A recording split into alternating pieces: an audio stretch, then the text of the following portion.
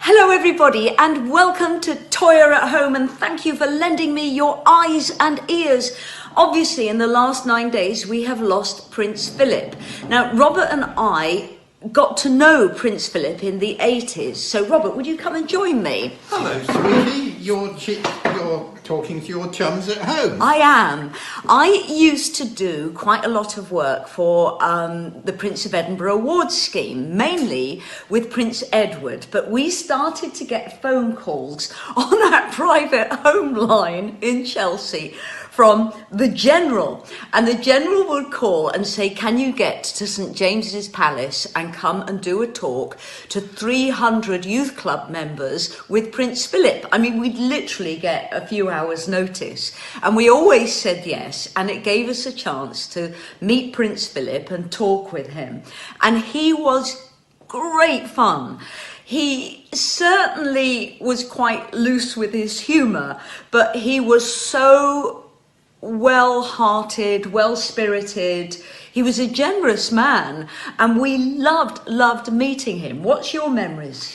A man of charisma and presence and dignity. With a real passion for young people. And I can remember being in this huge meeting room in St James's Palace with him, and there'd be these wonderful youth club members who'd done so much, who'd been on the awards scheme, and he really cared about them, and he cared about the scheme, and he had a wicked sense of humour. Would you agree? Very much so. So I think we only met him 3 times, but that has never left us. And obviously today is his funeral, and we will be holding silence for him in the afternoon. But we just wanted to share that story with you, because everyone who's telling their stories does remark on this incredible sense of humour, the individuality, and his care and fight for young people to be given a great chance in life with their ambitions. And you know, we saw that firsthand, and it is true. He really was very remarkable, and he broke new territory, and he put people on the first steps to their careers. Fly well. So thank you for that, Robert. Thank you. Well, I believe Sydney Jake is popping in a few minutes. Robert? I have heard the rumour that Sydney Jake has an interest in showing your chums out there the guitar that he's made. Oh, that's going to be next week. He's popping in to see you for a bit of a jam session first. More on that in a minute. So it's been a remarkable week. In many ways, I've done a most fantastic radio series with the brilliant actor Colin McFarlane. I mean, I just can't tell you how wonderful and how brilliant he is to work with. We're still filming a lot from home. I've got Channel 5 in a few hours, where I have to set up the cameras and talk to them remotely. That is continuing, and I'm quite comfortable with that, because I'm not quite ready to go to London and be in London studios yet. So Colin McFarlane was so much fun, and we had to record a 10-part radio series. It's comedy. We had to record it in real time. We had 3 hours to do it in, and it was a wonderful experience. And I obviously was doing it through Zoom with Colin and the director, and it's so funny. I've said to the director, if we can move this to TV, I am behind it. It's great, and it's called Supermind. So that was lovely. Also Judas Priest, because our last Sunday lunch was Judas Priest's Breaking the Law. It's gone viral, and last night Judas Priest contacted me and said thank you so much. They love the film, and it's just wonderful when things like that happen. We've got a really great one for tomorrow, and it's one that's been requested. It's an artist, it's a band that's been requested many times, so we are going to be doing that tomorrow. I'm not telling you who it is. You'll find out online soon, and it's very funny but respectful at the same time. So our first number today is Toyah and the Humans at the wonderful Trading Boundaries, and this is one of my favourite Humans songs because it's based on rhythm and total bass. There's very little else on it, and the whole point of the Humans was it was 2 bass players and a voice, and this is called Is It Wrong? Off the first album, We Are the Humans, at Trading Boundaries, with, of course, Chris Wong, the late, great, beautiful Bill Rieflin, Jake on guitar and Igor on guitar, and I hope you enjoy Is It Wrong? Lots of love, Toyah.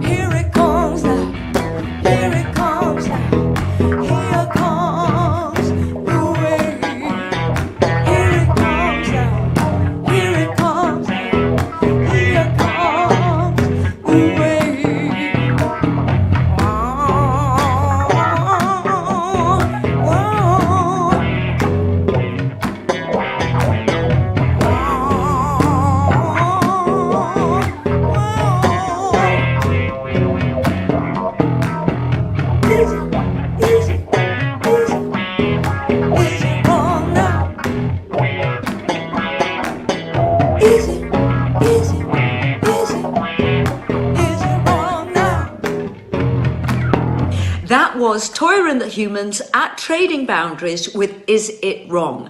A song about idolizing other people and having idols and just asking generally, you know, is it wrong to do that? Should we just focus on ourselves when we so often have little self-confidence? And I just love performing that song, and hopefully one day I'll get to perform it again. Now, your questions. They're really, really great questions. Thank you so much. Aidan Tibb, after the lockdown experience, would you add any more good things in the list on the song, the excellent song Freedom from Sunday All Over the World, Kneeling at the Shrine. I would add so much after lockdown. I think for a lot of people, I mean, just obviously lockdown was brutal and it was hard, but also it was so reaffirming about the brilliance of humankind and humanity and human beings. There is so much I would add to that list about humanity. And the list would go, my husband, because it's the first time I've spent a whole year with him and it's not been that bad. I don't like domesticity, but my husband has been a great lover and a great friend. He would go on the list. The internet would go on the list because I would not have coped in lockdown without the internet. Performance goes on the list because the brutality of lockdown is artists like me who really earn our living from performing live have not been able to work, and neither have the crew, the venues, the caterers, the cleaners, and I would add all of them to the list as a kind of remembrance of what they and we have been through. Audience. No, there's no show without an audience, so they have gone to the list of great things.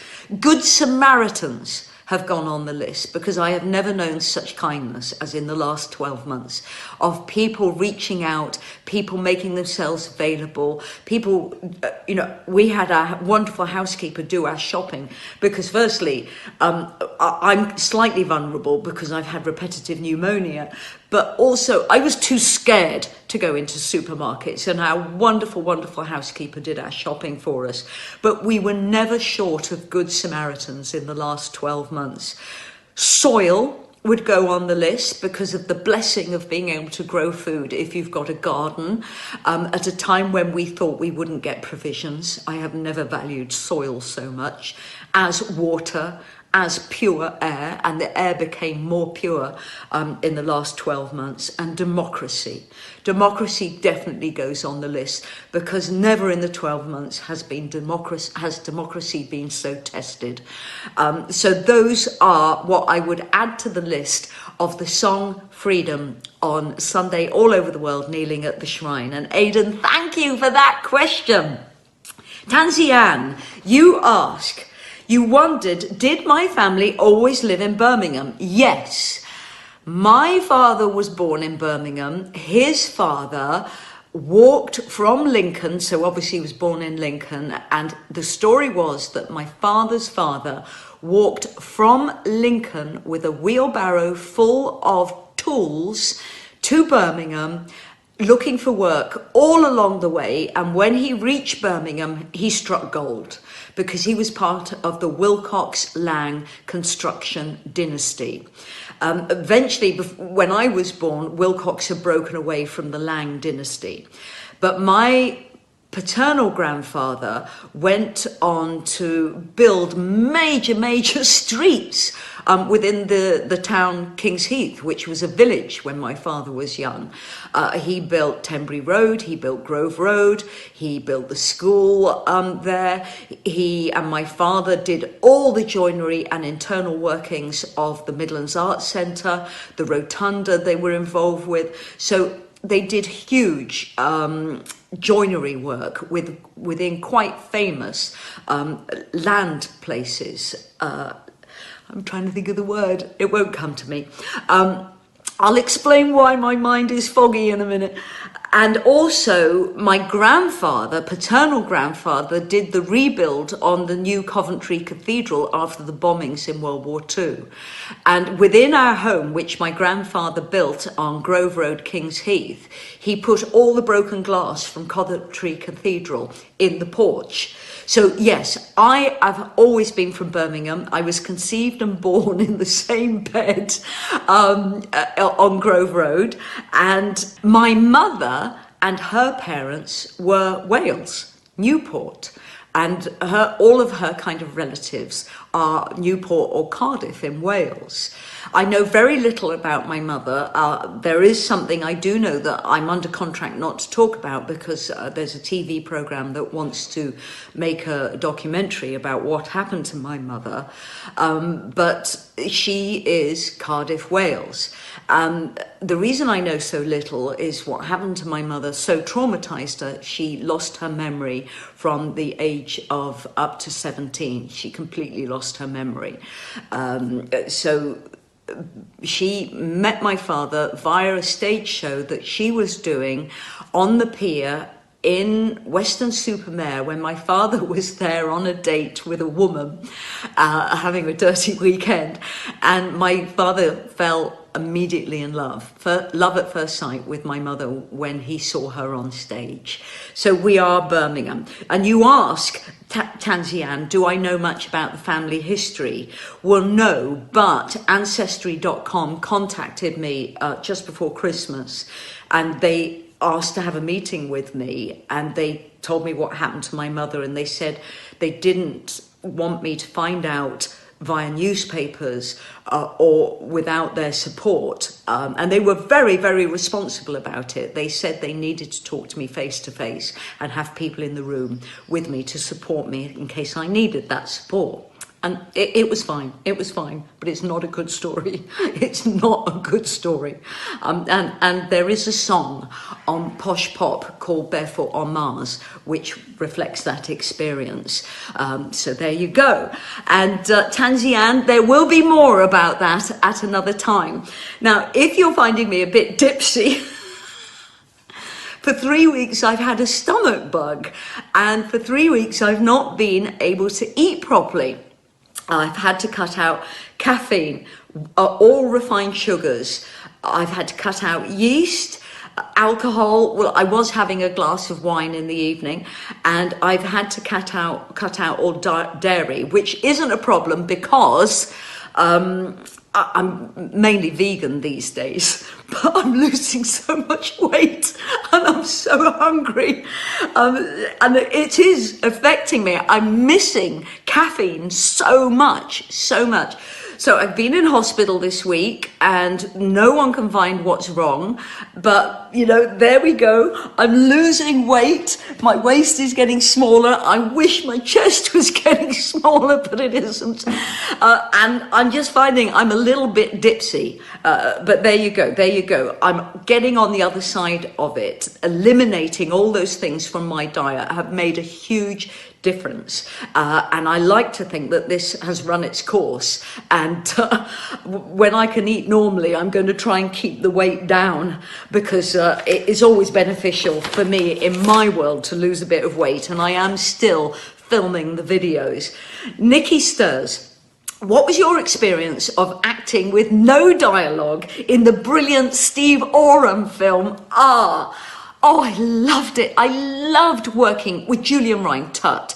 I love working with Steve Oram. The whole team were absolutely phenomenal. They were great performers, great comedians. So what happened when I first initially had the email from Steve Oram saying, do you think you can do this? Do you think you can do a character with no language whatsoever? Steve explained that he was going to write the script in English. We would learn the script in English so we could get our comic timing. We would rehearse on camera in English.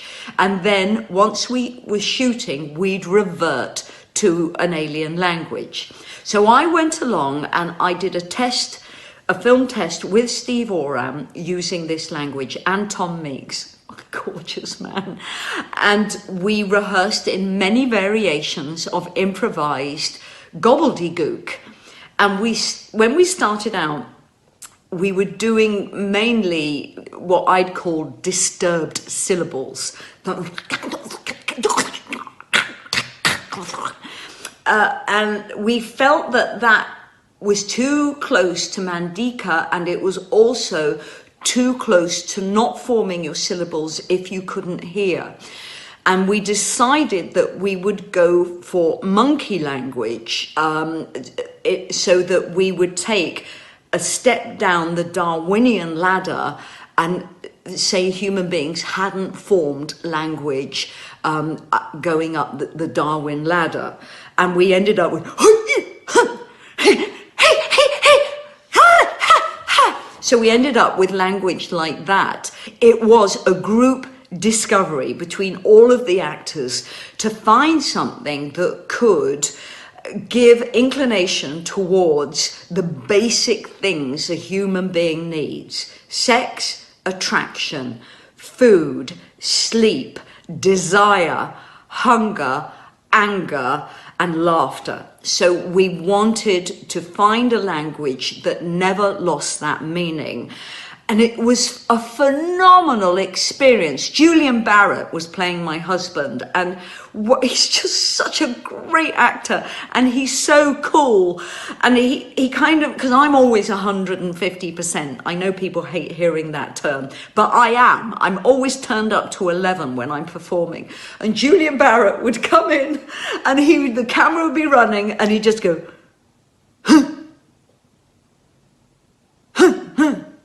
and he said everything with so little, and it taught me so much. Art is a wonderful film. It's a cult film. It's violent. It's very, very funny. It's super clever and absolutely brilliant. We made it for £20,000. We completely wrecked Steve Oram's apartment in the process, to the point he had to move out.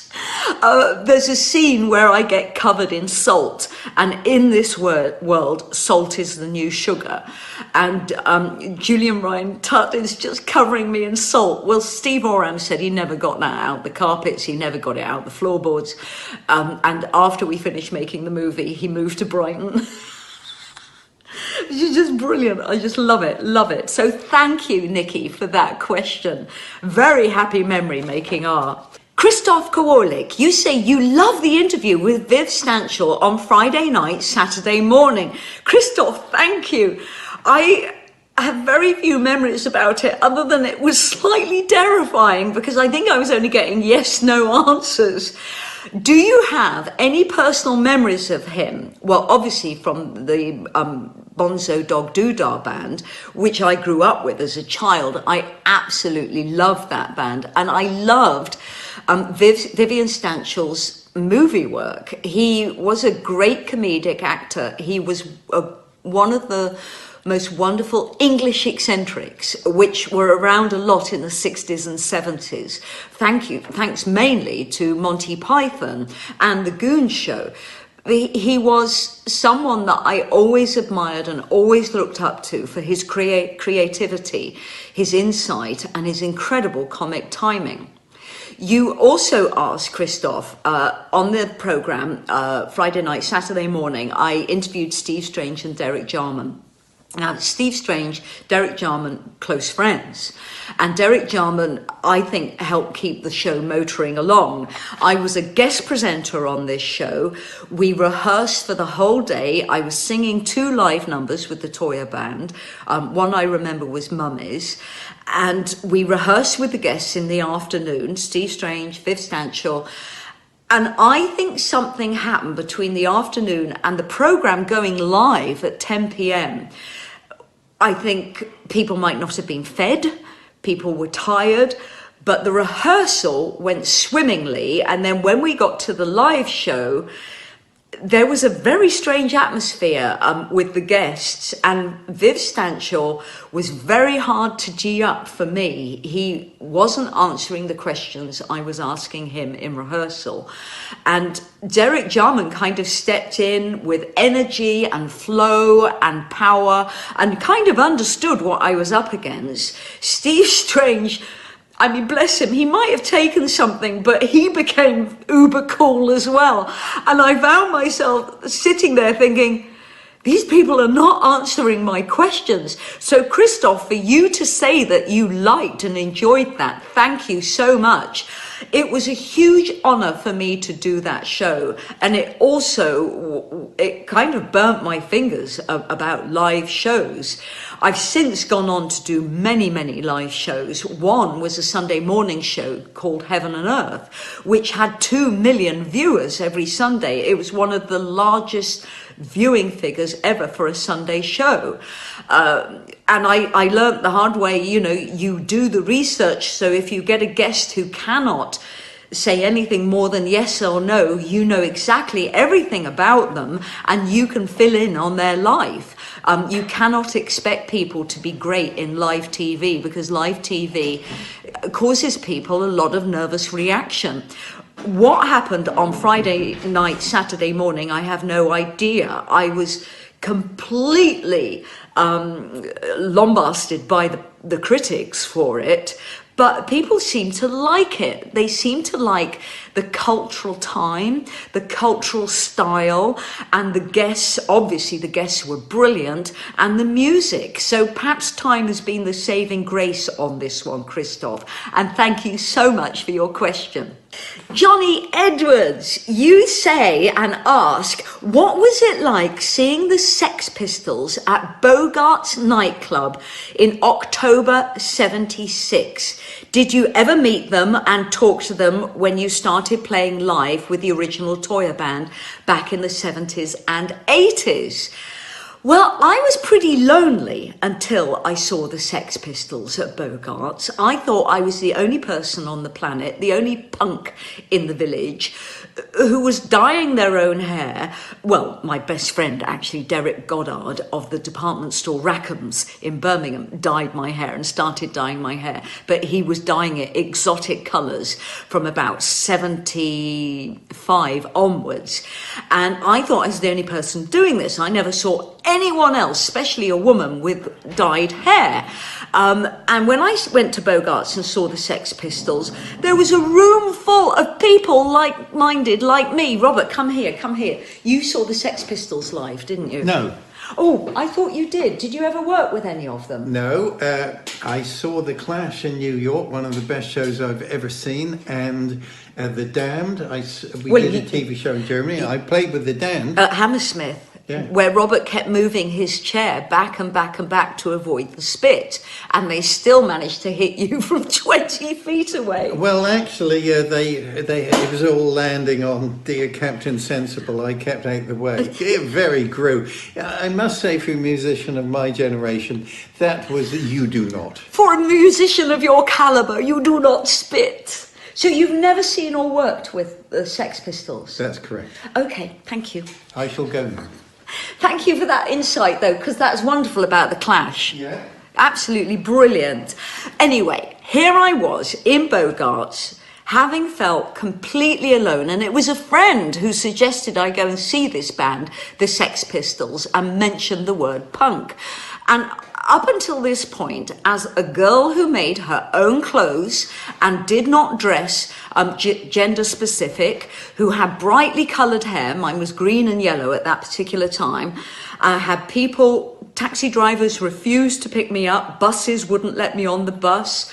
I was quite often shouted at with the phrase, "What are you, an effing idiot? Are you an effing clown?" I mean, it was a hostile environment, mid-70s, for a woman to do anything different.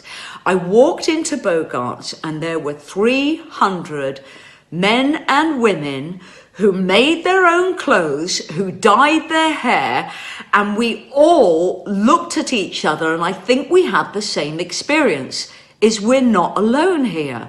We're not alone. We're a generation. We were born this way. The Sex Pistols came on, and to be honest, I didn't fully understand their music or their philosophy. It was still utterly new to me in that moment. And I was brought up with Led Zeppelin, Black Sabbath, David Bowie, Roxy Music, Alice Cooper, but I didn't understand the concept of punk. And I watched them, and we were quite a passive audience. I would say only 30% were pogoing. The rest were this kind of Birmingham cool, probably because a few months earlier, we'd all have been dressed like Ziggy Stardust. If you know what I mean, we were following a trend, even though I think we were a generation born to be different. And I've been dyeing my hair for a good 2 years and making my clothes since I was 12. We watched the Sex Pistols. Musically, the sound was not great. They weren't particularly on the ball. I think there was probably a few arguments going on in the dressing room. And Johnny Rotten lost his temper with us and walked off. But it was still an utterly exhilarating, life-changing experience. And I never looked back. I realized I wasn't alone. And I realized that my self-expression was part of a generation who was so frustrated with being told what we were going to be for the rest of our lives, whether it fitted us or not. And it was a remarkable, life-changing moment. So Johnny Edwards, thank you so much for that question. So ladies and gentlemen, we've come to the last track. Thank you so much for your eyes and ears. And Robert, oh, it's Sydney Jake. Sydney's come. Hello, Sydney Jake. How are you? Who is Sydney Jake? Sydney now joins us for Sunday lunch, and Robert, how would you describe Sydney Jake? Sydney Jake is an excellent guitarist and guitar maker. He's a fabulous guitar teacher. He's responsible for me picking up guitar and actually being able to learn it, aren't you, Sydney? He's also responsible for the fact that I'm really muscly. So, Sydney, thank you so much. Sydney's going to be with us tomorrow, and next week he's going to explain a guitar he's made, and he's making me one for my birthday. So for today, we are going to go out with another Toyah number. We've got Agony Aunts tonight, and we've got Sunday lunch tomorrow, which is an absolute hoot. And we're going to go out with Toyah live at Wolverhampton, Lafayette, 1980, with Joel Bogan, Charlie Francis, Pete Bush, Steve Bray, and this is Insects. Stay safe, everybody, and enjoy and you freedom.